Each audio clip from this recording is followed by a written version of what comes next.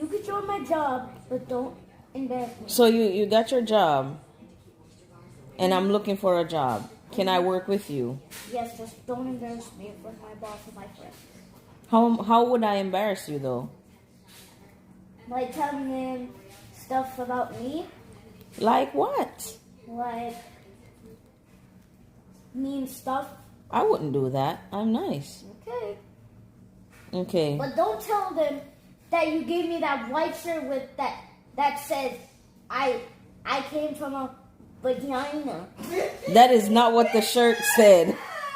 And don't embarrass me because I'm gonna say That's not what the shirt said. I told you the onesie said made in vagina. Not vagina is what it said. okay. How was that embarrassing? Yeah, it says you said it earlier, but I'm not letting. Don't throw it in the trash, okay? It's not in the trash. I saved it. That's memories. I can't get rid of it. I'm getting rid of my memories of that shirt. You don't have any memories. You were a baby.